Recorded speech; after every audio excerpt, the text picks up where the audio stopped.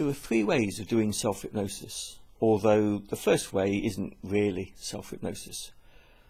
The first way is to buy a CD, a pre-recorded CD, or an MP3, or obtain one of the many free MP3s that you can find on the internet. There's lots of free stuff on YouTube as well, some of which you may have already looked at.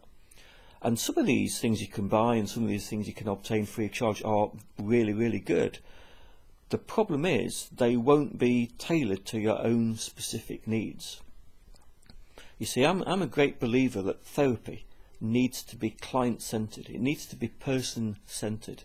So you could purchase a really good CD or an MP3 that's very well recorded, very well presented, and very well intended as well, but it doesn't really suit your particular needs. So the benefit you'll get from it will be limited. The other issue that I have with some of these recordings is some of them just go on for way too long. See, for me, a self-hypnosis session shouldn't go on for more than about 25 minutes. 20 minutes I would say is about the normal. Somewhere between 15 to 20 minutes is just about right. But once you go on beyond that, certainly beyond 25 minutes, then the chances are you're going to fall asleep, and then you're not going to be getting the best benefit from it. So be a little bit wary of these pre-recorded CDs and MP3s and other things that you can obtain, whether you buy them or whether you get them free of charge. The second way of doing self-hypnosis, and this is the main way that I'm teaching as part of this course, is for you to record your own voice onto a suitable device. And most laptops, most computers nowadays have an inbuilt voice recorder and also an inbuilt microphone. And the sound quality that you get from these may well be sufficiently good enough for you to use, but if needs be you can always upgrade to maybe a slightly better microphone. But to get you started, you'll probably find that if you've got a built-in voice recorder and microphone in your computer, that will be good enough to, as I say, at least get you started.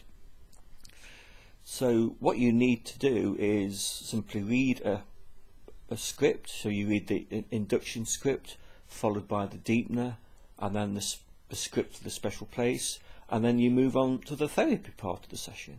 So read the script for confidence, if that's what you want to work on, or whatever the other script is that you might use. And I've provided one or two scripts for you to get you started and to hopefully teach you the kind of language that you need to use when you're constructing your own scripts and creating your own positive affirmations. The third way of doing self-hypnosis, and my recommendation is that you do the second way first and do it quite a few times to build your confidence, to build your confidence with the kind of hypnotic language that we're talking about.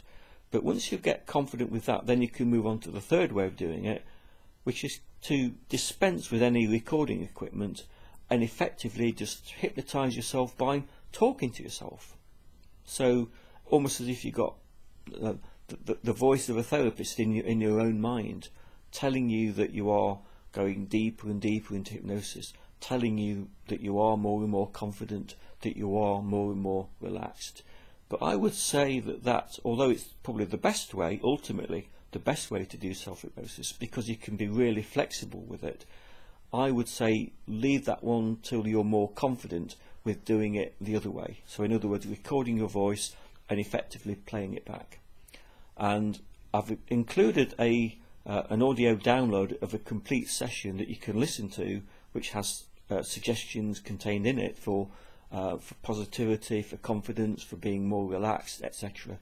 To give you a flavour as to how you can construct your own self-hypnosis sessions, but also hopefully for you to get some personal benefit from it at the same time.